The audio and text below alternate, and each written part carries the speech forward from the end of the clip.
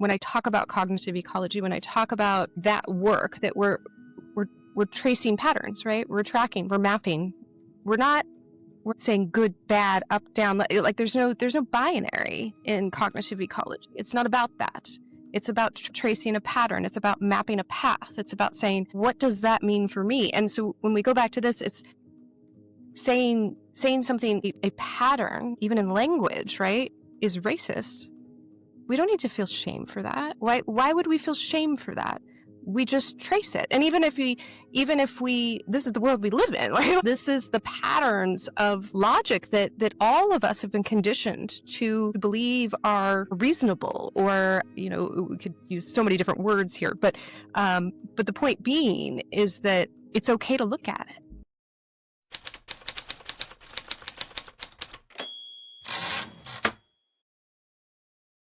I want to start by saying one of the things that I found most interesting and was so drawn, well, it was two things really, to your work was the honesty and the vulnerability and the kindness. I think that resonated so powerfully in what you were writing. The content is beautiful, and I think I love when people can deliver content and use the word transmute. And so I think for me personally, that's what I found most interesting, was that you were delivering a language for something that I found really interesting. And I was assuming before we talked that language came from a lived experience based on how you were presenting it. And what I want to dive into today is, that's kind of the essence of where I think this might go, is I look at my work and I look at your work, and one of the things that I think crosses over is the use and the need and the necessity for language to kind of bridge this gap. For me, it's a little bit of a bridging the gap of maybe the ineffable or the imaginal, or more of the archetypal symbolic world, and maybe for you more with cognitive ecology. Ecology, yeah. Yeah.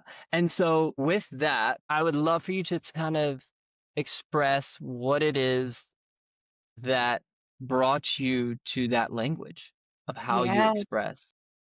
Yeah. Well, this is a fun one, because so I came to a very late in life kind of self-discovery process. It is the catalyst for the way I speak and the way I deliver language, I suppose. Discovering my own cognitive processes was like a journey of kind of recovery, I guess, right? I don't really like that word, but it's the word that people understand. I fell hard. I fell really hard. And there were moments in my life where I didn't want to be here anymore. And something clicked, something ineffable, something I can't explain in words at all. And it shifted my psyche in the most profound way that I had no choice but to play around in there and like this. What age was this? How old were you? I'm 46 now, Okay. so six Well, years ago. okay. So this was later in life. Yeah, much later in life. Yeah. Yeah. Yeah. So that click, that click took me down, all these different pathways, I guess is like the best way to describe it. I had a question of why. I wanted to know why. Why did this happen to me? Right. And not in like a victim kind of stance. Like I wanted to really know why I made certain decisions in my life, why I was in situations where those decisions were necessary, all of the things, right? And so going down those different paths of my own lived experience, right? And rewriting those narratives from my vision, right? From how I experienced it, from the lived embodiment of my own world, was like liberating in a lot of ways, obviously, but also it was taking back like a power that had been stripped, right? And I think a lot of people, not just women, but so many people have felt that stripping of their own sovereignty or power in some way or another, whether that's just like, in schools or workplaces or these types of things. But it was kind of what had defined my life for a period of time. And so, yeah, getting that click to, oh, there's this and there's this and there's this and there's this, and then the whole thing just opened up, and I realized there was a whole nother world that I had no privilege to, right, that I had no even awareness of. And I think that uh is what started like this mapping, which is what cognitive ecology is. It's mapping your own mind isn't in isolation, right? We can't just go inside ourselves and just map from the inside. Yeah. It's a piece of it, but we are bodies. We are humans in a material world. And so what does that mean? What does it mean when the people that I interact with also affect my cognition and affect the way that I experience life, right? What does it mean in the systems that I interact with, whether that's educational or the religious context that I might be in, or the family systems and family units that I'm part of, structural too, right? Like, class, what does that mean? And I've kind of gone up and down the class scale in my life, so I have these different perspectives from these different angles. And so that's what fascinated me, was I was able to kind of turn myself in onto my own mind and realize that I could hold all that. I had that capacity. I had the capacity to hold like multiple levels of awareness Yeah. at once.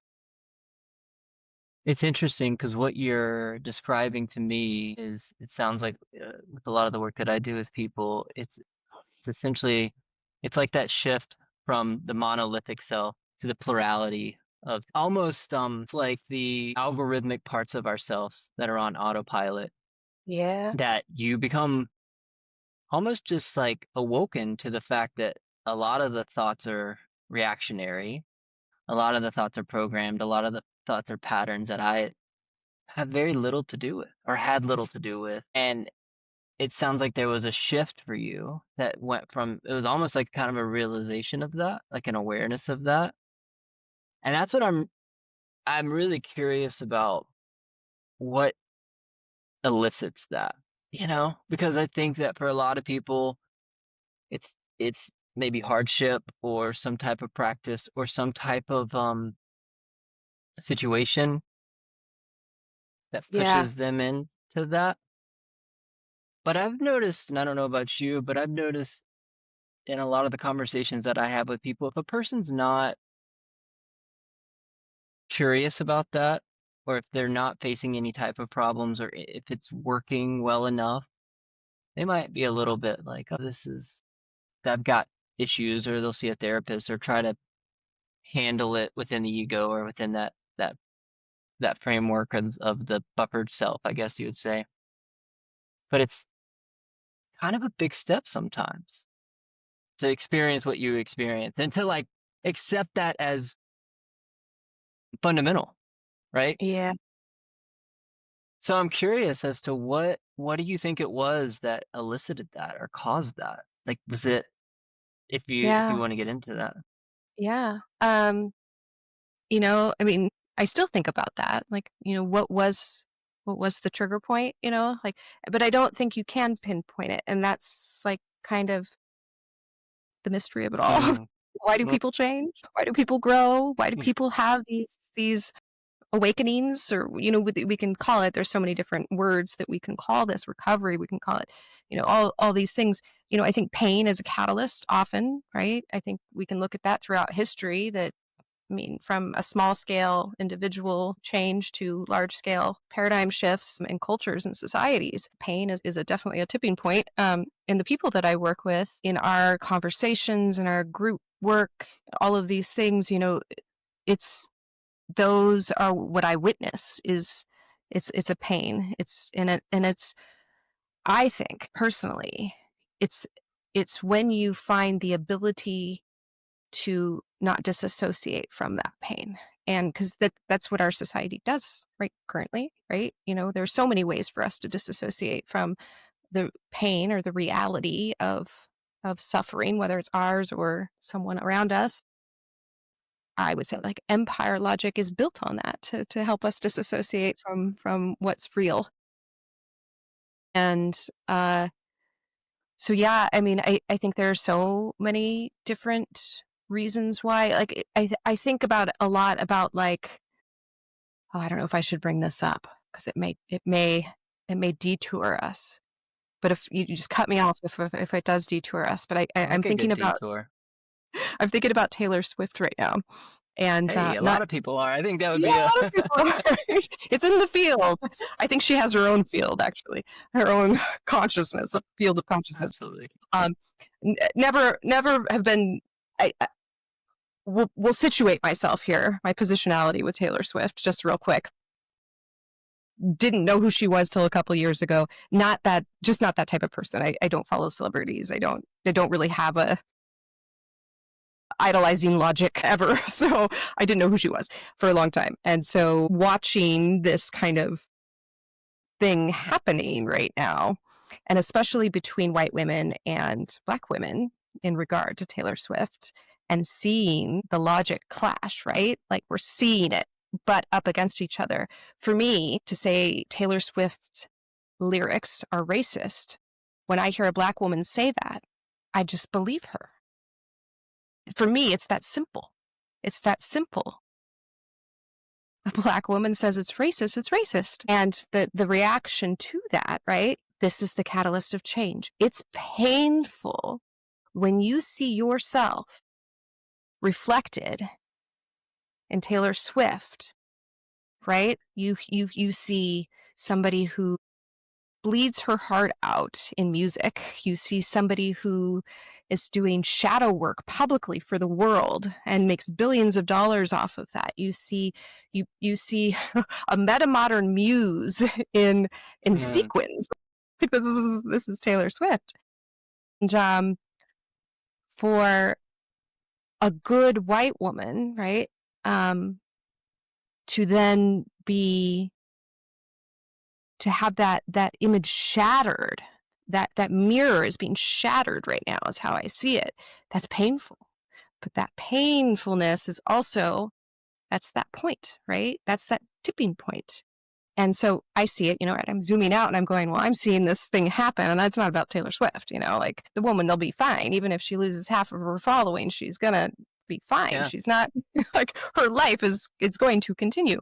The reactions that we're seeing, the responses, the deflections, the rejection of the comments from our black sisters are it's their own mirror, it's their own reflection. And I hope that we as white women are able to map that for ourselves and go, what does that mean? What does that mean for me? Like to hold hold space for that, because that's what this is. And Yeah. so that's an Well, example. I think that's excellent. And I think the way I receive that, or the way I sit with that, and the way I perceive other people to sit with that, is I think that fundamental shift of how we view ourselves is really important. Because if you're viewing yourself as this monolithic self of like, and I think of it as like the ego, the persona, right? This one, like I said, isolated individual from the rest of the world, then the stakes become so much higher when you say stuff like that, or when information like that comes at you. Because if you attack an identity that is a solo identity or a unified identity of I'm racist, okay, so that the entirety of me is now racist, or the entirety of me is now bad for whatever reason, or maybe somebody's an alcoholic, or they have shame, or they have infidelity issues, or whatever they're ashamed of, and they view this as like I'm a bad person, or I'm an ignorant person, or I'm whatever. I think the volume gets turned up, right? Because I see this on both sides, where the right, left, like politically speaking, the right, through not understanding the left, it's like, you guys are just hateful. And then the left, they're not understanding the right. It's like, oh, you guys are just XYZ. But I think when we open this up to the plurality of parts within us, these, we can, there's a lot we could get into there, but just from the basic framework of we all have patterns, that inform us cognitively, spiritually, emotionally, energetically, that all carry different levels of energies. And so when I hear that, and the work that I've done with myself, it's like I carry this part that is connected to a pattern in myself and within the world that is connected to that. That doesn't necessarily mean that has to define the entirety of who I am, but that is something that I can be aware of. And this is actually the problem I have with shadow work too, because I think if you call something one, it's like trying to define it as one shadow, it's very limiting because then it's like, oh, this is the bad side of me, I guess. That's the shadow. And so it's again goes back to language. Whereas if we look at it through parts of ourselves through patterns, now it's like we open up the door where it's like, oh, I've been holding on to a pattern that is perpetuating something in the collective. Mhm. Maybe I'm not acting on it, but it's there. So I think it opens it up a little bit, I right? Like it changes the dynamic of how we work with it a little bit. I agree. No, I completely agree with that. That's how, and maybe people feel sometimes when I talk about cognitive ecology, when I talk about that work that we're tracing patterns, right? We're tracking, we're mapping. We're not saying good, bad, up, down. Like there's no binary in Mm-mm. cognitive ecology. It's not about that. It's about tracing a pattern. It's about mapping a path. It's about saying, what does that mean for me? And so when we go back to this, it's saying something, a pattern, even in language, right, is racist. We don't need to feel shame for that. Why would we feel shame for that? We just trace it. And even if we this is the world we live in, right? Like we have to, like, this is what we inherited. This is the patterns of logic that all of us have been conditioned to believe are reasonable, or we could use so many different words here, but the point being is that it's okay to look at it. And that's why shadow work too, like I feel like I'm a fan of shadow work, and I feel like it kind of got co-opted in how social media does that, and it is kind of lost Yeah. its kind of unique purpose, because our shadows aren't evil, right? We need shadow, we need light and dark, we need, it's like, and so why can't we sit with that? And I think that is that, back to that tipping point. There's something that happens for people, and it could be just developmental trajectories that I think are normal for all humans. If we can really see this in like Dabrowski's theory of positive disintegration, which was a theory that was developed for gifted, or based on gifted people. And Dabrowski was very clear that it wasn't actually about gifted people. It was looking at pretty normal paths of development when people have their needs met, right? And so I kind of think about that like, okay, well, we can even go back to Erickson and look at his developmental paths and say, well, 40, well, that was kind of a number, right? Maybe if none of that stuff happened, could have been a whole other situation of things in my life, I still may have had this thing. It was just the timing. It's what happens to our psyches at that level of growth and development when we've been through enough things in our lives. And so the point here is like that shadow piece. I'm not scared of shadows. Like, I guess I'm not like, I wanna see what's in the dark. That's always been a thing for me. And so I call it pathological courage, because I don't shy away from what a lot of Mm-hmm. people do. And it could also be because of the things that I've been through and the things that I've seen. Yeah. It's just Well, I and don't. I would say well, for me personally, the way I relate to that is the effects you see when you investigate the shadow. Because it's for most people, I do think that there's a lot of fear in the unknown. So facing the parts of ourselves that we might carry shame, or is the burdens that we carry, facing those things feel oftentimes bigger than they are, or unmanageable. But whenever we see that shift, and energetically, practically, for me, watching the space within myself open up, watching the things around me opening up, watching the texture of life change, right? Like just the beauty that you unlock through being able to see things in a new way. Yeah.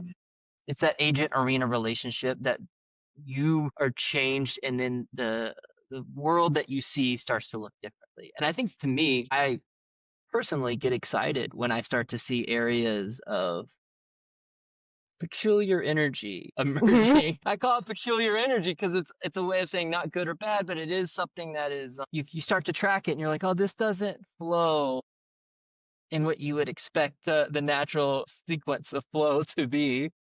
And that could be like, for practical, for the listener's sake, that could just be the way you react to somebody. Like, when I hear you say Taylor Swift is, some people might say, oh my gosh, and get really mad. Yeah. Why are you getting mad? It's like, that is a Yeah. question to Yeah. explore that Those questions, opens up. and I think those questions are always the ones, like, if we explore them with ourselves first, like that's cognitive ecology teaches us to listen to our bodies, right? Our cognition happens first through our bodies. That's how we learn to understand the world, through touch and all of these senses in our systems, not language. We don't learn to understand the world intellectually first. We learn to understand it through our bodies. So if we can go back to that, right? We can go back to that and go, intellectually, what is happening right now when I hear Taylor Swift is racist is, no, she's not. I've followed her for blah, blah, blah. Like, we're making this big story up, this big narrative in our head. But what if we just collapse that narrative for a second and just go, what do I feel? What do I feel when I hear that word? I feel shame. I feel, whatever it is for the individual. Maybe you feel nothing. Maybe, Right. that's a possibility too. But that's often how I walk myself through those things, is through the feeling first. I go back to the feeling. And yeah, I should just mention, I'm in a graduate program, and in the safety of my home, it's a lot of privilege to do this work. So there's also Right. that, we have to take that into account, that the practicality of many people's material reality doesn't allow us to pause like that with every reaction in our system. But it is a practice, and it's a helpful practice. And one thing I think might help disarm, I think, even with the statement of Taylor Swift, is, I think a reality can be true in a different way, maybe a passive and an active form, or a cognizant, like an aware unaware type situation, where there are certain people that maybe they are very conscious about a decision, like, oh yeah, I will blatantly say, like, I don't like that group of people. And that is one form. And then there's another form of kind of generational or habitual, like contextual type behaviors that fit within modernity, that, like what we were saying, it's like you can be a certain thing without it being your identity, or without it being what you're trying to do, or what you are aware that you're doing. And I think that's like IFS. There's a part in No Bad Parts where Dick Schwartz talks about generational burdens, and one of them being generational racism. You grow up in a Western society where that has been passed down. I come from the South. I mean, my lineage, South Carolina, and you know, I've had family members that have openly used racial slurs, and it's like, that's right there. That's a generation above me, and I'm aware of that. And so for me, I could choose to do one of two things. I could say, well, I don't consciously think that, so therefore I'm good. And I think that that's a good starting place. But I also think it's like being aware of you. I was shaped in that environment, whether or not I like it or not. I was shaped in that environment. I mean, and we're all shaped in a colonized space within America, that I think being completely, like, finding that spectrum, like, of like, hey, total suppression is not good. But then this, I would say, on the opposite side of that, the inability to move forward because everything is An over identification. Yeah. over it. Yeah, exactly. So it's like, how do we find within cognitive ecology, within this practice, within this work, how do we find those spaces in which we allow for this, but then also don't swing into that hyper awareness, if that makes sense. Yeah, that's such a good question because it's probably one that I balance constantly, right? Um, and because building a model for me means I live the model. I actually live the model. And so I'm constantly feeling that recursion, almost like where if I don't ground myself, I could loop in this one forever, right? I could loop and loop and loop and loop and loop. And well, wait a second, I consciously know this, but I know that this person or this system or this dynamic that I was in definitely, had a conditioning response on me. So is that decision that I'm making there based on this conscious response or the unconscious, and see how that could happen. And you can't do that to yourself. You're not effective for yourself or anybody else if you're constantly looping endlessly. And so the grounding, right? It's simple. It's simple. Like we are bodies on this planet. Find what works for you. Meditation might be the thing. It might not be the thing, right? I think a lot of people think meditation and they think that I need to, and I love transcendental meditation. That is my thing. I do like to do that. But for a lot of people, that feels unsafe. That feels impossible. That feels woohoo or too spiritual for them. But meditation is also like having a small garden on your patio with 4 plants that you tend to on a regular basis. That is grounding. That is bringing you back into the touch, the feel of being a human on the planet. I find those simple things are just amazingly helpful for me to get out of this world. I like this world. I do. And I think that's the addict in me, right? I will do whatever I can to not be on the heaviness of this planet. And so cognitive ecology just helps us map those things too. It shows us that there are things that bring comfort that are reciprocal in nature to material reality that we are in. And I find a lot of people that I work with, I find that it's as simple as like showing up for somebody else, right? Like just being there for somebody else, making that phone call. We learn this a lot in recovery spaces, but these are all just really simple practices. But when you're feeling in that loop, like when I feel like I can't turn the loop off, I just call somebody to talk about it. And usually what ends up happening is they talk about them, which totally breaks the loop. Yeah. And so, I mean, I know it's simple. It's just, there's nothing profound about grounding. I think it's just finding what works for you. It's interesting. I remember when I first got into Jung, I wasn't too I, I wasn't familiar with his work as far as like as a practice or like how like I didn't know his life, I guess I put it like that way. And I had come across a few different communities or I remember one specific podcast and I remember the feeling that I got.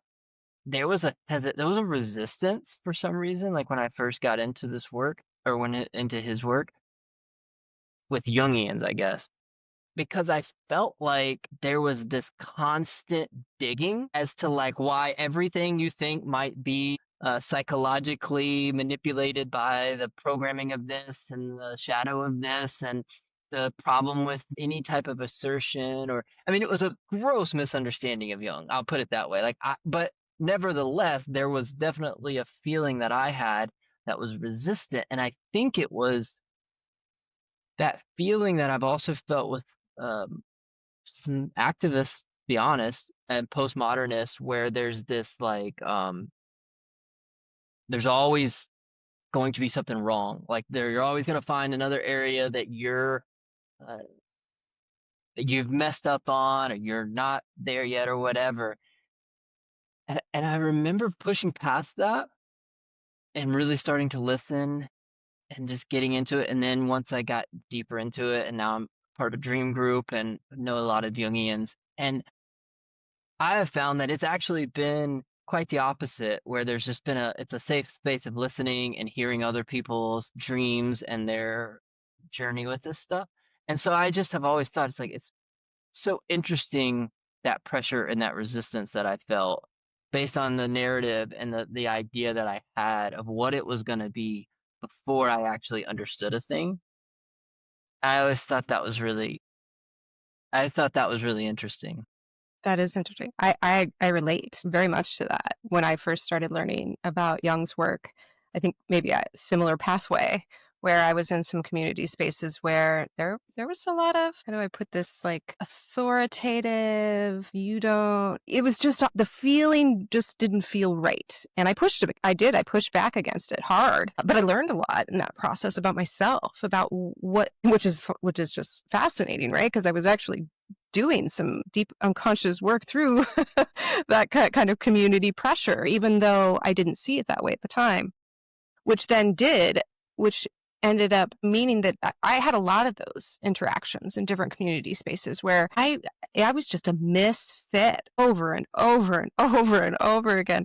And, for me, what it came down to for me, what really shifted everything and where I started to find resonance and coherence in community spaces or in collective spaces or with individuals, where that shift really occurred, was when I stopped reaching for someone else's authority on my internal value system, if that makes sense. So I just, basically not religion, religion was never a thing really for me, but not an authority figure like the family or the culture or any of those things, where I actually took the effort to sit down and say, what are your values, Cher? What do you care about? How do you want to show up in space? How do you want others to show Mm, up? Like, what were those? What were they? And I started that practice like 4 years ago. And it's a simple, everything's got to be pragmatic for me. So there's a practice but it's a simple practice just to really sit and contemplate and think about for as long as you need to. Google values, personal values, do it any way you need to do it, and write them down and think about them and narrow it down to, your top 4 or 5, and then live them for a year. Like, literally live those values for a year. And I've done that for 4 years now. And each year, I add to them a new set of values that I bring into the next year. And it's fascinating. It is fascinating year over year to see. And I always do like a 6-month check-in too. And so where I can look back at the first 6 months of the year and go, we'll just give you an example. Respect was one of the first values of my first year of doing this. And I was able to kind of do an inventory, right? Like an inventory of, like, is respect in my life? Like, am I giving respect to others? Am I being treated with respect in return? Like, how is that showing up? Like, where is it? And then you map it, you pattern, and it's fun. It's a really fun yeah, practice. I love that. I'm actually, I think that is something that I relate to a lot because it eventually does. I think the torrent of information that we have today almost is forcing us all to try to come to grips with that. And I'm curious because I want to play with that because it's like I think about how it is we come up with our maps, right? Or how it is that people find whatever it is they're interested in. And I go back and forth because I think a lot of people do that from a conscious egoic stance, meaning like the persona decides based on the texture of their life already, which I think is is good, but it's also interesting to just think how do we be informed by the psyche and as a in the totality of the unconscious, those things that, when you say self, like what finding that authority for myself. When I hear that, I think of the inner, the big self, right? That connection within me that is able to offer insights that I might not always know or I might not always be aware of, but I can feel it and I can tune into it and I can create space for it, right? And then when I do that, or when I have models or tools or techniques or practices that brings the ego down a little bit and allows more space for the unconscious material, now I can allow certain things that I might not have thought about if I was to just think, right? Or if I was to just sit down. So how do you balance that in your own practice? Like, how does that resonate with you when you think about that idea, I guess? Um, I may have lost a little thread there. Like, specifically, like, So if you're going to sit down, here's what I'm thinking, because I know people, and this is maybe just where I'm at with a lot of the stuff that I'm thinking about, is that when you tell certain people to decide what you want, um, sometimes that could be a challenge, because if a person isn't awakened to, like we were talking about, the multiplicity of parts, or these burdens, or these other things that might be going on within the way that they're thinking about something, that pattern might be very strong within them. So Mm-hmm. that might cause a desire to, well, I want to be, I don't know, I'm just thinking about culture in general, where we have these massive swings where it's like, well, I'm going to set my boundaries, right? And there's a thing that's good about that, but then it's like, well, I'm going to shut everybody out, or I'm going to, that's just an exaggerated example, but being able to tune in, for me, it's dream work a lot of times, where I will receive dreams and I look at them symbolically and I see, oh, here's something that is really important to what I'm going through, or what I'm experiencing, or what I want to bring more of in my life. And so that Mm-hmm. space comes out through dream work, where I'm able to now orient the ego, or the conscious mind, towards the things that you were talking about, over creating Yeah. a stabilizing force within myself. Because a lot of times I'm right there with you. I see so much online, or you get into these conversations and people is like, well, that's a really good point. That, or, oh, that's a really good point. Or, oh, like, what am I supposed to do? And I think focusing back on the Dharma, or the situation in which I am currently working through, not what I'll be working on next year or somebody else is working on, but what I'm currently working on. For me personally, I find that that's more robust, and I feel more confident and stabilized in that, if I feel like that's connected to something deeper within myself. Yeah. I see what you're That's saying. not just me sitting down, because I used to do that when I was in the business world, where I would like set my goals and I would just sit Yeah. down and make a list, and I'm like, okay, I got my list, but I'm like, do I really give a shit about any of this stuff? Like, not really, but it's like, this is what my mind thought it was supposed to, you know what I mean? And then I look back at those journals and I'm like, well, that's strange. I totally see what you're getting at here now. Yeah, like if I just like gave you a PDF with the values exercise, not a practice. That's Right. that's a that's an assignment, right? Like that's Yeah. not that's and so no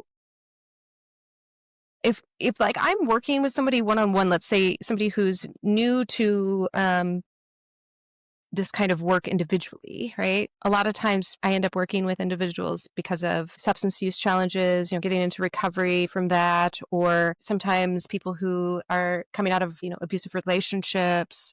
There's always some kind of rupture that occurred, right? Yes. And Yeah. so, yeah, before you can start practicing, you have to build a sense of self again. If you don't have a self to come back to, right? Which people, I feel like I don't want that to feel offensive, because I've been there. 6 years ago, I had zero self. Zero, no self. And then I read a book called No Self, No Problem. I did. That's not the answer. It might be the answer. But see, that's the answer, is it might be the answer, right? Is the more that we interact with self honestly, like, and sometimes that requires some mirroring. That's how I work with people. I'm not a therapist. I'm not a addiction recovery special. I'm none of these things. I'm just a human. Right. I'm just a human that Right. sits in a space with you and reflects back to you, and cares, and has compassion, and isn't afraid to kind of be like, hey, did you see that? In a way where I know you're ready to see that. Mm, And so I just don't think that like there's any prescription that you can give for how to do this work. It's like everybody's work is different. That's why I think in our last conversation, I talk about Ken Wilber and all the mind mappers throughout history, right? They mapped their own mind and they're brilliant. I think Ken Wilber was a genius, but he mapped his own mind. You can only map from your own positionality. I can't be in your body, right? I right. can't. Right. It's impossible. Right. I can empathize with your experience by listening deeply and understanding, but I can only map my own mind. And so cognitive ecology was very cognizant of that, was very cognizant that I saw the challenge uh in integral theory and community spaces there. That was one I was a bit of a misfit too. And I was like, well, how do we how do we as community build something that says, here's a place where there is no start and finish line. You can pick this up and you can say, I'm going to start there. And if that doesn't work, I'm going to try there. And if that does, that thread might lead here and that thread might lead there. But it's all our own journeys. And so, yeah, the way that our Western society prescribes everything from, our SMART goals to everything else is commodification, right? It's how capitalism runs. Like healing should not be done through Instagram or subscriptions or, like this is, and then I want to make sure that when I say that I am not, appropriating, because that is very much how my Indigenous ancestors did do healing, was in community. And then, and then I get frustrated because then I look at like how Maslow's work got butchered but then Maslow did appropriate from the Blackfoot tribe. I mean, they were doing self-actualization in itself is a reciprocal process done in community, right? No transaction.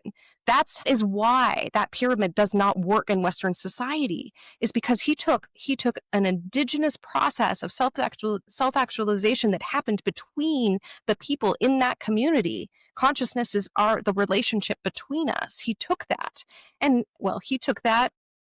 tried, and I like a lot of Maslow's work, so I try not to be like too critical I there hear you. for the Yeah. time that it was done in, but then what did our culture, our capitalist culture do? Stuck in that pyramid and said, do all of this, make all this happen, and then you reach this.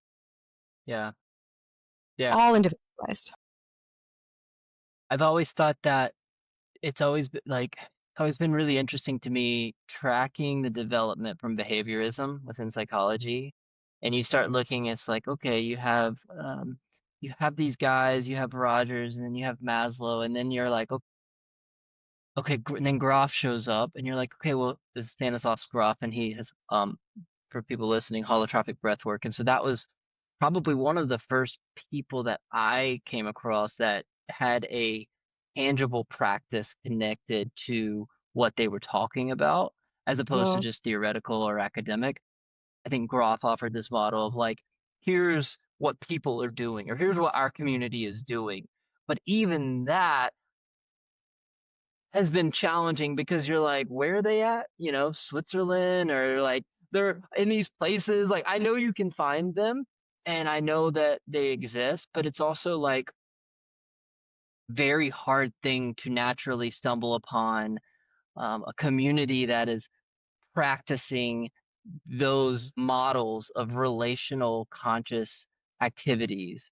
And after Groff, I mean, I think we've kind of in psychology in general has got really, I mean, you have Wilbur and you have these people that are still talking about the connection of all these things, but it does seem like a bigger issue in which society at large is faced with the lack of language, the lack of structure, the lack of spaces, the lack of context to hold any type of numinous transformational thought or interaction between these things that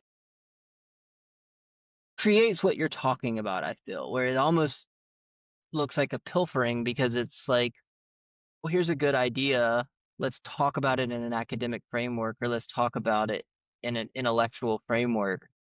But that's completely divested from the ecology of practices in which it is, because it's much easier to say a bunch of words than it is to create a system, right?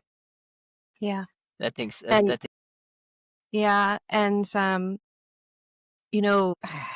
think often I'm always careful when I bring up AA, but because I know that there's a lot of folks that have had challenging experiences in AA. I'm not one of them. I'm one who's had a very expansive and transformational experience through AA, and I'll criticize it left and right all day long. Now, I mean, there's a lot of things that can be challenging about that program, but it's a framework. Hands down, that's what it is. And it's a framework that has persisted decentralized for over 100 years. And it was a mutual aid network that was developed by a bunch of people who were drunks. See what I'm getting at here? It's like, so I believe that, I mean, I don't think that's the model that we need in society. We don't need but it is a proof of concept, right? It's saying, well, look at this. These these drunkards 100 years ago started with a few people in a room, and then all of a sudden there was 2 of those rooms, and then 10 of those rooms, and now there's hundreds of thousands of those rooms every single day that are helping people to not destroy their lives, which is a good thing, right? And so when I started the Compassion Collective, that is the model that I looked at. I said, wow, okay, there's a bunch of people in this room that are not like me at all in so many different ways. Class, Yeah. race, gender, I mean, the whole shebang, you know, and we get along just fine. Like, actually, I'm learning a lot from these people, and sometimes from people who I never thought I would learn anything from, right? And sometimes in ways Yeah. where and so it's like, okay, well, that's what I wanted to do with the Compassion Collective. Was I wanted to create a space where we get to create our own rituals and our own practices, Mm, but it's sacred. No, I'm not going to share our practices and rituals and processes that we do at the Compassion Collective because they're sacred to us. They're ours. yeah. They're our Yeah. community. And I want to say that to anybody listening, it only takes 2 people to do that. Really does. 2 people who have the commitment to say, I want to learn more about you and you want to learn more about me. And then we bring in a 3rd person and you just let it evolve. It's a generative. I love Adrienne Maree Brown. Anybody out there, read Emergent Strategy, which is what I did. I used an emergent strategy when I started the Compassion Collective. It was literally me going, fuck, I'm autistic. What I better do I better get some support here. Found out no support anywhere in sight. And I was like, okay, well, you know you're autistic and do you guys want to like figure this out together? And that's what we did. And then it grew. And Wow. it's just a little small community of Yeah. practice that loves on each other, and that's all it really takes. And we're all over the world, you know, so it wasn't like I knew these people for years and years or anything like that. And so it's like, and all those communities that I joined before where I was misfit over, like I learned a lot through that. I've been like kicked out of communities, like booted. Well, yeah. Me too. Me too. I'm with you. So Evangelical communities, but So anyway. it's like just trying again and trying, and I know that's so hard. It's so hard for people to want to try again because of the way our culture does that to us, right? It makes us feel like we're the ones that were the problem, right? I mean, that's how I was made to feel in a lot of those communities, that there was something wrong with me, and there's something wrong with all of us. Well, I think that's beautiful of understanding that. But what I'm hearing and what I feel like this speaks to is the collective buy-in with the people that you're in and what the buy-in is around, right? I think about in our modern culture, the spaces that we have I mean, we're limited in certain spaces, whether or not and Hillman talks a lot about this. It's like a lot of, and this is not a diss at AA, but he talks about how a lot of these spaces are centered around the problems, like our problems. It's like, oh, I'm, Overeaters Anonymous or AA, like people getting together. It's like, this is what's wrong with us, right? And it's like, yeah, that's one way to do it. And then you have religious groups that are getting together and saying, okay, we're going to gather because we all believe in this one propositional truth, right? And like that's what unifies us. And there's a lot less spaces that are able to hold that the horizontal and the vertical, as far as like the spiritual and the soul, the transcendent function, in a way that's not propositional, that offers space to where it's like, if you have an idea about this that's not in alignment with my idea, that's okay, because the ritual around what we are doing is robust enough, it's flexible enough, it provides opportunity to engage without feeling like I have to conform. And the big question that came to my mind when you were talking is like, and I think about this a lot, is the shaman, the role of the shaman, the modern shaman. And I think about the circle in which those rituals would take place. And I think about like the gift of the shaman, the medicine that the community would receive through the practice, through the ritual. And it almost feels like there is a there is a current climate in which we have lost appreciation and value and space for the role of the shaman. Like, who is it? Is it the preacher? Is it the psychologist? Is it the artist? Is it someone that Autistics. the autistics? I'm at this point. I'm like, I think you're right.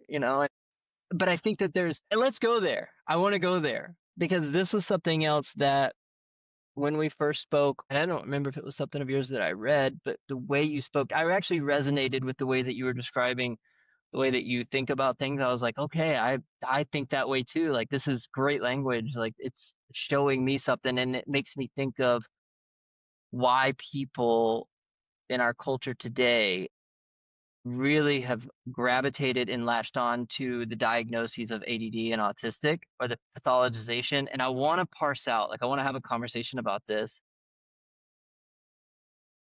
And I'm not sure exactly where to start, but when we first spoke about it, you described yourself. And if you could pick up from there, Sure. I don't know if I led into that clear enough, but I think it's really interesting with the way that you talk about giftedness, the way that you talk about autism. I think it's very unique, and I'm really interested in it. Thank you. Yeah, I don't know if I should start with like a little background just for people listening so they don't think this is just coming out of my ass. But so I was identified as a gifted kid, very young. My family was, lower working class, and that didn't really mean much to me or them. I was in a program that I kind of barely remember as a child. And then due to financial situations with my family, we moved, I don't know, 8 different times in elementary school, so it just kinda got lost in translation, right? But I knew that was who I was. Like, my mom kind of made a point of it in my younger years, probably till I was, 9 or 10 years old. "You're gifted, Cher." I think that there's a lot that comes with that label, especially in a lower class family. You're kind of parentified in a lot of ways, and, you realize, you have an awareness of your heightened awareness. That's the best way to put it. You know that you see more than others see, and you don't know why, and you don't know why others can't see what you see. That causes a lot of pain and hurt and trauma throughout your life when you don't have mirrors, you don't have the frameworks, right? The any kind of maps or holding for that. And so as you age and you grow older, more labels get thrown your way: arrogant and cruel, or I mean, I could go on and on and on about the mislabeling and misinterpretation of who I was. Then that gets turned in on self. When selfhood is being understood from the outside in, and it's completely not accurate to the way you feel and the way you experience the world around you, I think you're destined for a breakdown like I had. So Yeah.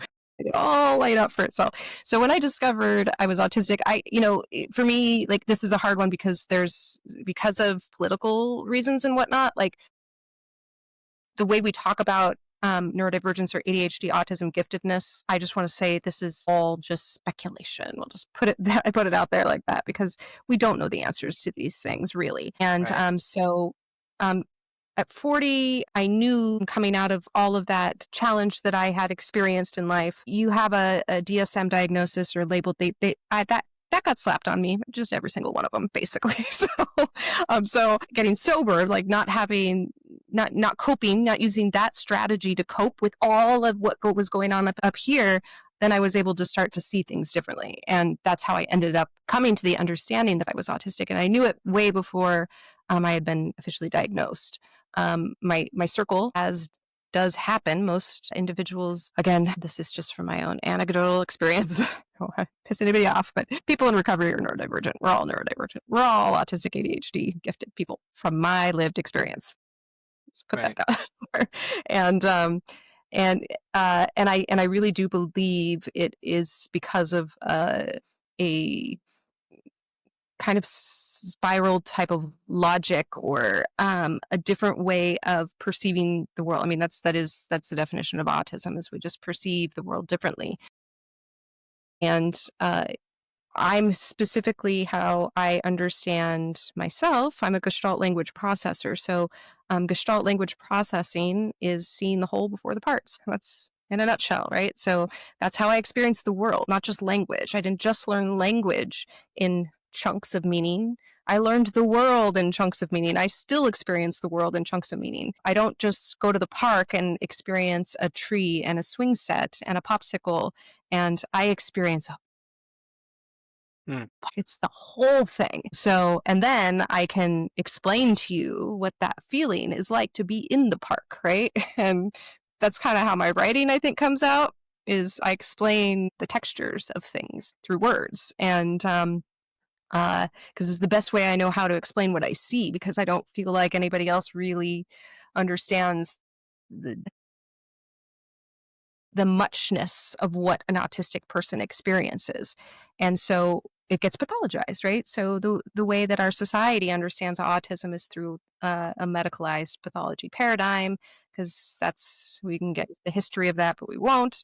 And so the behaviors, the outward, that's behaviorism's fault, right? How we understand autism is through an autistic person's behaviors, not the way they feel inside, not the way they see the world. And so you see this and you think something's wrong with her. I do this because it is actually creating an experience where energy is exiting my body Yeah, and I can pause. So right. that's some of it. I don't know what I said last time, but yeah, being autistic No, is weird.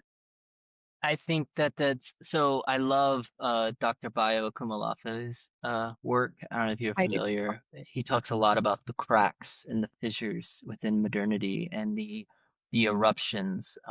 His son's autistic, and he talks a lot about the the forced pause that it causes a society to recognize and see these disruptions and disturbances that go against what he calls whiteness, which is not being white. It's just the overall heteronormative, like this is our hierarchical Maslow's directional climb to the pinnacle, right? Like we will achieve greatness, it's the bootstrap thing. And it's this perceived notion of, can we make everybody fit into this paradigm? And I think autistic, the neurodivergence, the spectrum, it forces us to see the realities in which we desperately try to erase. We desperately try to cover up. We desperately try to pathologize in order to create an othering.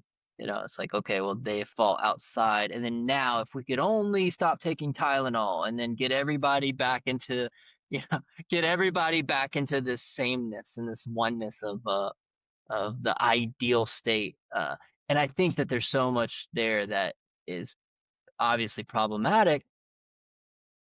But I think what I'm most curious about with your experience, the way that you describe it to me, the way I've experienced things, the mapping, the imaginal, all of these things that we're talking about, the harnessing of that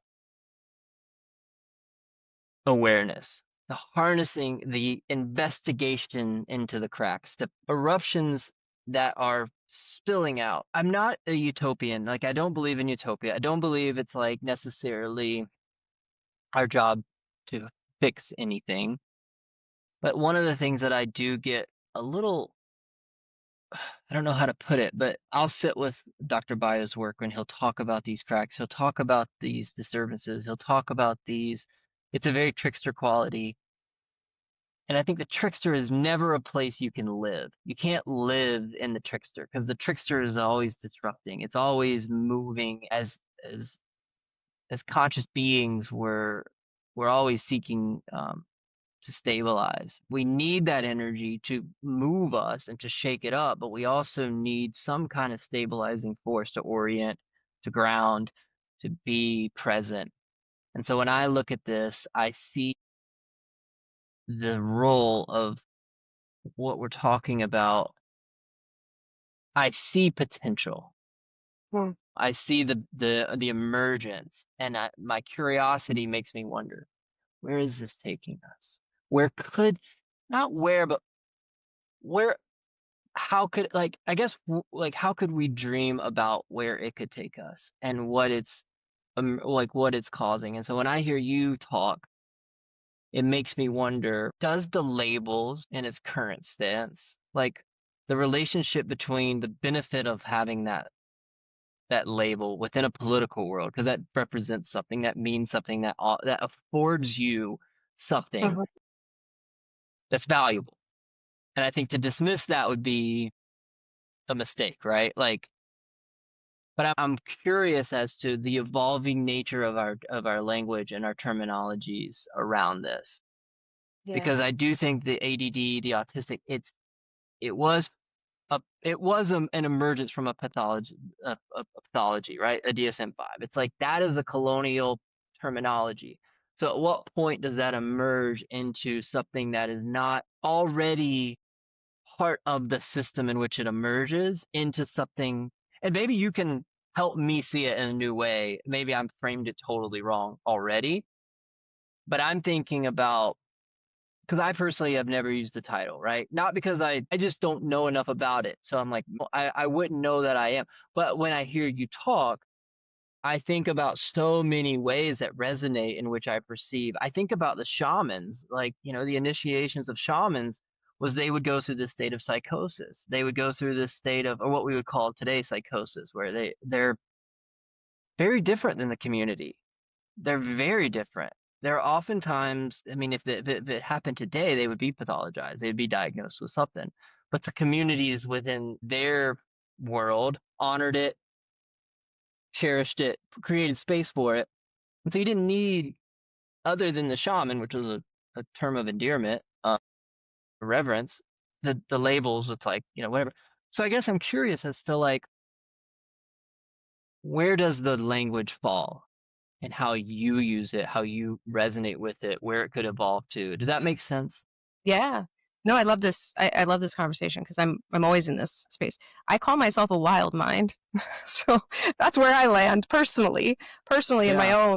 my own, it kind of so many labels started flooding my direction at some point that I was just like, well, I guess I'm all of it. I'm all of it. So I'm just going to be a wild mind. And I've never been one to pathologize. So it's important to kind of understand that about me is that though I have systems and people have tried to pathologize me, I have never looked at my neurology or my psychology as pathologies. There's a reason, there's a purpose why things occur, right? And our minds don't live in a vacuum. And so um, the utility of the label ADHD, autism, ADHD, giftedness, kind of there's multiple utilities. One is finding your people. I think that especially for um, uh, um, women who have gone the majority of their life being slapped on other labels, getting the autism label is like kind of it's liberatory because you go, fuck, all that shit that everybody that I put on myself, right? All that shame that I couldn't keep up with the Joneses or even with my kids. Like there was a reason, there was a purpose for that. I was actually experiencing the world differently. I was actually double dutying it, and still not keeping up. And so that's the utility there, is the mirroring, the camaraderie, the finding your people, finding your community. Same thing with giftedness, to realize that, and the gifted label has historical baggage, right? Like this supremacy stuff that it never meant anything like that for me. Having a high IQ means nothing really, other than you scored high on a test that was created in a white supremacist logic. Like Yeah. that's all it really means to me. It means something else to other people. So it depends on the lens that you're looking through, what you'll see in these labels, right? So giftedness for me also just meant finding other people who understood the feeling of isolation and loneliness that is Mm. a brain. that is the gifted brain. It's just there's a few people, a psychologist she actually lives in Oregon. She wrote a book called Rainforest Mind. I really like the way that she describes the gifted brain. We're not talking about academics. We're not talking about who can read books fastest or who can score highest on this or that. She really shows you the texture of a gifted brain. Rainforest Mind, right? So I love the way she goes into that. So there's utility there, right? There's utility because it brings us closer to people who experience the world the way we do. And then there is political utility, and that gets really crunchy because there's so many intersecting dynamics happening there because of how we have historically oppressed and historically hurt specifically autistic people. It is horrific if you look at the history of what we have done to autistic humans in this world. And so I'm going to leave that one for another time because Yeah. No, sensitive. that's a big one. Well, and there's like, it's interesting because to me, I was diagnosed as a kid without really, I mean, I didn't know anything about any of this. With ADD, I was on medicine, and I remember this is third, fourth grade, fifth grade, or whatever. And after I started taking medicine, it was like my marks and my grades and my notes from the teachers just drastically. It was like, oh, what an amazing. I mean, essentially, I was like sedated, right? Like I just was not running around, not jumping up and down. I was just sitting there, and that fit the system really well. It was like, oh, great, he's doing this work, he's behaving like what a great student, and I'm dead inside, right? Like I feel just like no appetite, desire for social engagement, no personality, no charisma. It was just, I would ask questions or I would respond to questions. Like I would get a question, I was like, how was your day? And I remember thinking while on medicine, my thought was, I could answer, but why does it, who, like, then I gotta say all these words, like, doesn't matter. Like, who cares? Like, it was like almost like sucking the soul out of my life. And then eventually stopped taking it. Just because it was too much, and I value being able to socially interact. I was like, I have to be like, I do not want to not talk to people. Like that just was too much. And then later in life, through the experiences that I've had, and just being a very spiritually oriented person, and I would say just an awareness of certain types of realities, right? That I oftentimes wonder how much of the medication and how much of that diagnosis of having it is intrinsically connected to this awareness of other types of perceptions, right? That wasn't valued as a kid. No one's like, oh, what are you seeing? What are you feeling? How are you artistically expressing yourself? It was like, how are you showing up in a standardized way, or how are you behaving? And many people have talked about this. This is not new. But I think Mhm. what's interesting to me, especially with getting a PhD in consciousness and thinking of consciousness as like fundamental, thinking of the archetypal components, the symbolic, the energetic awareness of things happening around us, and then looking at the brain as more or less not a producer of anything, but more of a filter of Mhm. what's going on. And so then when I think about autism and ADD, it's like, oh, your filter's different. That's a different lens. That's Yeah. you're filtering less, or you're filtering it in a different way. But what becomes interesting about that is now it's less about you as a person producing something, and now it's more about me seeing a reality of consciousness through the filter of who you are in a very unique dynamic way. Mhm. And I don't think society has figured out how to transition out of that materialistic framework of production, like a neurochemical production versus, um, and I don't think this is a controversial topic. I just heard a debate with an atheist, a Christian, and it was on Alex O'Connor and Dr. K and some other Christian guy. And they asked the atheist, he's agnostic, I guess, where he's most interested in. And he gave, intense debates about spirituality and his issues with certain types of like religious and spiritual phenomenon. But one of the things he was very interested in was consciousness. And then one of the things he said was the reality of consciousness being fundamental. And I think that science is across the board starting to emerge with information that is like the work of Michael Levin and John Vervaeke and all these people that are showing us what's happening at these different levels. Is becoming the reality in which is inevitable. People, it's like we're going that direction. Like it's going to happen. And so now it's like, how are we going to let that inform our orientation of what the brain's relationship is?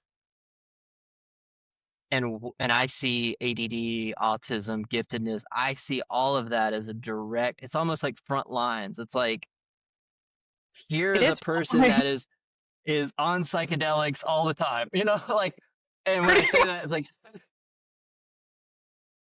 That's what my partner says about me.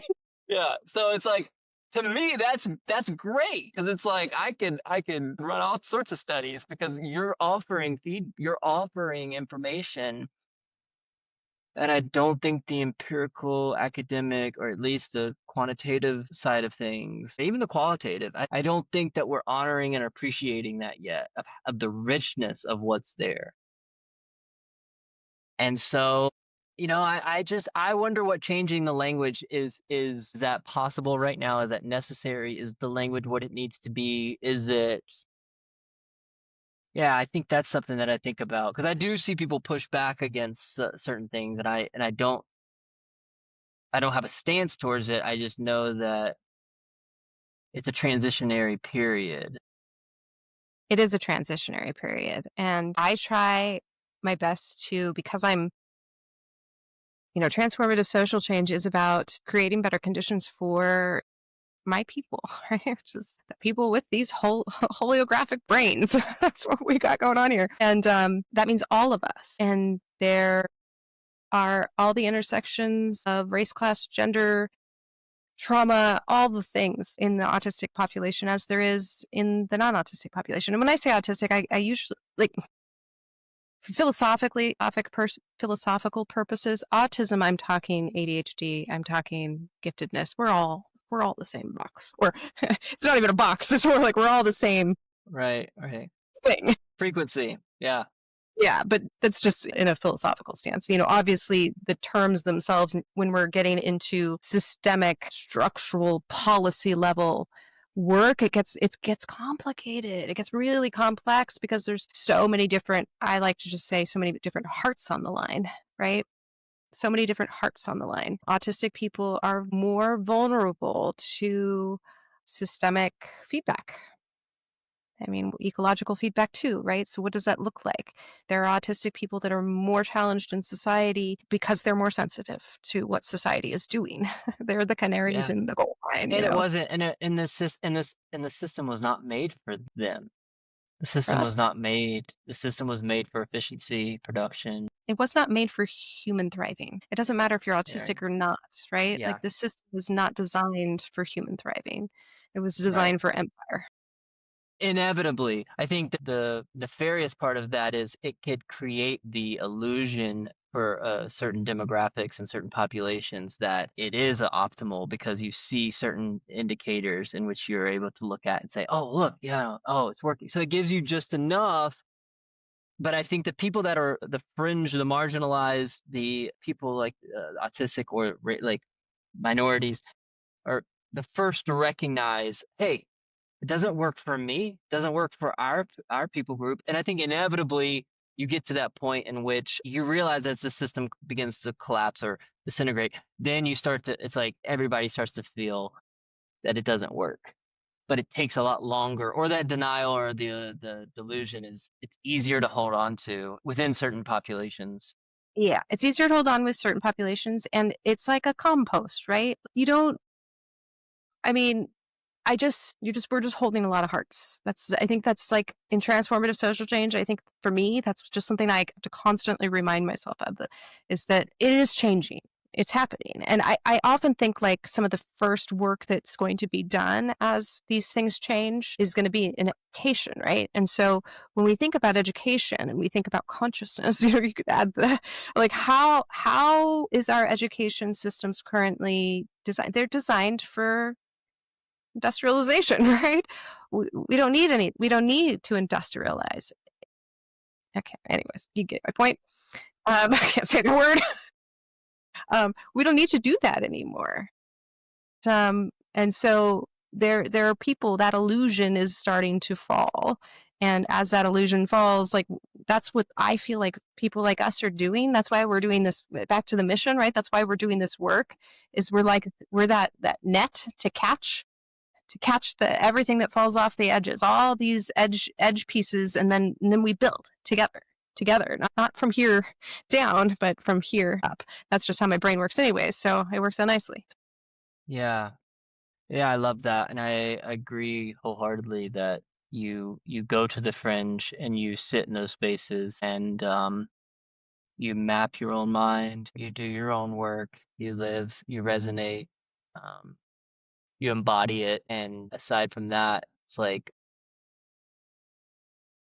create language the best that you can to communicate in a whole in an authentic way. Like for me, I think that that's what I keep going back to is the need for language, the need for the evolution of language, the need for the evolution of being able to communicate certain things.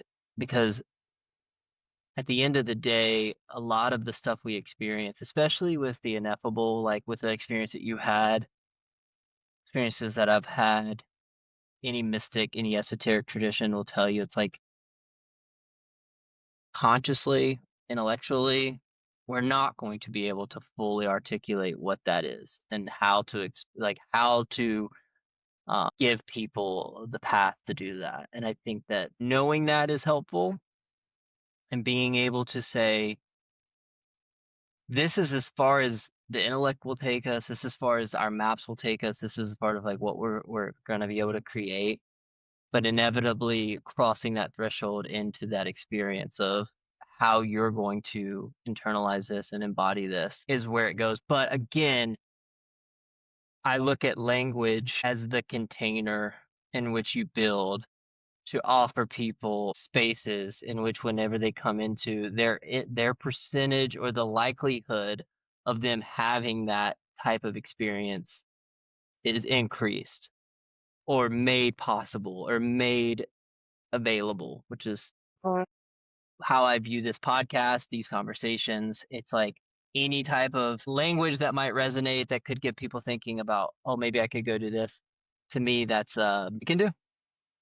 Yeah, I like to say I feel like the language that we can't say is where the coherence is, right? Like the in between, the liminal spaces, the in between, the relationship between you and I, the words that we didn't have to say, but we still understood each other. That's telepathy. You know, it's funny. It's we think about these things as like as far as consciousness studies goes, and I think we have such a narrow view of what's possible within our modern frameworks.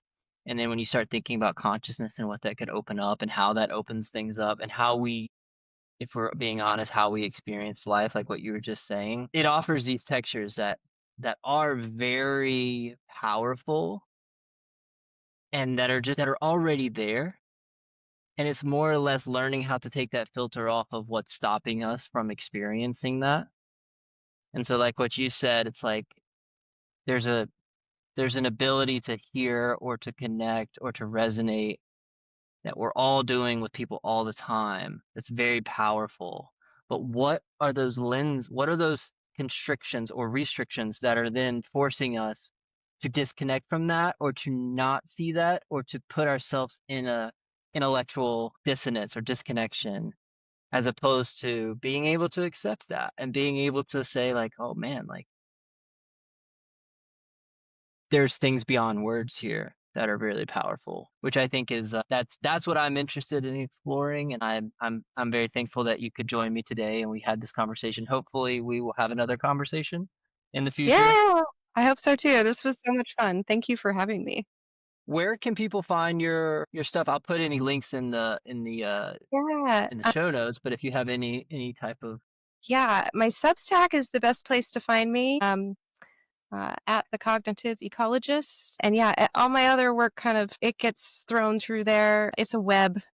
It's a web. Okay. It's like how my brain. That's all I can tell you. He'll put some links in there because I don't know what I'm talking about. Follow you, and I enjoy it. So anybody listen, it is a worthwhile read. I really enjoy the stuff that you post, and also you wrote a book. You're publishing a book. Yes, You're in process. yeah, I do. I have. Thank you for telling me to promote myself. So I have. I do. I have a book coming out soon. It's called Cognitive Ecology: Mapping Your Mind for Self-Understanding. So I do my very best to get a lot of the territory into words to express what it feels like to go through that process, the 6-year-long process of mapping your own mind. And it's not prescriptive, but I open lots of doors. So it'll be a good read. Yeah, that's awesome. And I think a lot of people will benefit from being able to just resonate. I know I personally, like when you were sharing stuff, it gave me an insight into something, and I think that is such a helpful thing in life when we can share consciousness with other people through their paradigms, through their lens, and that offers us a way of getting out of our mode and seeing another mode. And I think you just do a really good job of just kind of sharing that, not in a didactic way, but just a very like, hey, this is who I am, and this is what my experience has been. And that offers such a beautiful space. So I'm excited. I think people will benefit from that greatly. Thank you for the work that you're doing, and thank you for your time. Thank you. Hey guys, before you go, if I could ask you one quick favor. If you enjoyed this video and you got something from it, I would sincerely appreciate it if you would like and maybe subscribe to the channel. Every bit of engagement helps. And in the meantime, if you're curious to check out more content like this, maybe check out this video or that video. Yeah, that's a good one. And don't forget to subscribe.